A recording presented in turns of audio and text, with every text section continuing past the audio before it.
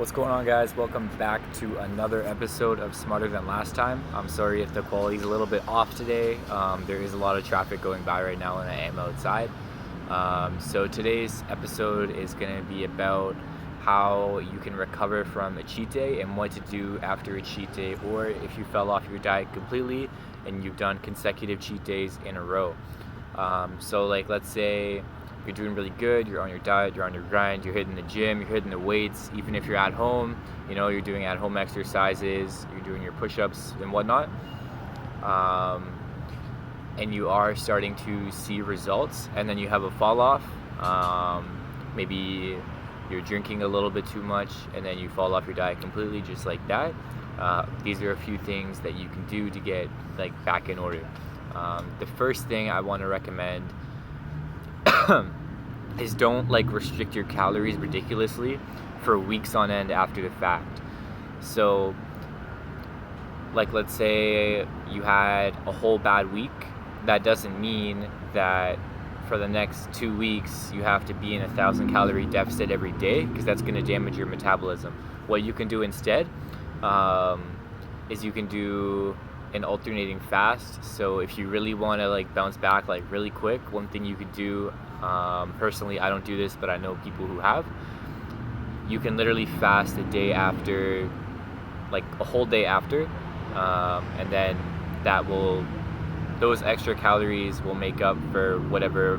Say you're eating an extra 500 a day above maintenance and you burn a maintenance of 3,000 calories, that's basically going to make up for 6 days of cheating. Now that math isn't technically 100% correct, because there is different factors depending on your metabolic resting rate, how much activity you're doing throughout the week. All that's going to vary, but say on average you're overeating 500 calories a day, and then one day you're fasting, you burn 3,000 calories, no food intake, and then you can resume your cutting plan as just business as usual. Now this is a little bit more advanced. I wouldn't recommend this just for anyone.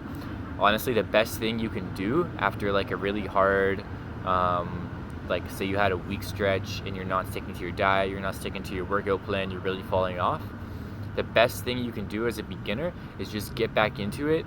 Just get back into your 500, 600 calorie deficit, but don't over restrict. Don't go over 800. Don't go into that 1,000, 1,500 calorie deficit.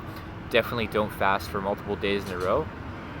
And I also don't recommend doing the entire day fast on a frequent basis, especially after binge eating, because this can rapidly spiral into disordered eating, and that's not what we want. We want longevity and we want a sustainable plan. So another thing you can do is eat foods that are going to make you feel more full, because once you've gone off, you've had a couple cheat days, your body's getting used to that. It's getting used to the constant sugar intake, the high saturated fat intake, and it's going to want more of that naturally. So eat foods that are going to keep you satiated, and opt for that over foods that are high in sugar, high in saturated fat, all the tasty stuff, because it's just going to make you crave more. I can see how moderation is good if you're already sticking to your diet, but if you're just bouncing back from a really bad week or a bad couple days or even a bad day, you're just going to crave more. And the reason for this is literally just because that's what you've been inputting in your body, and your body doesn't have to try and turn the carbs into glucose for energy. It's just free-form glucose and it loves it.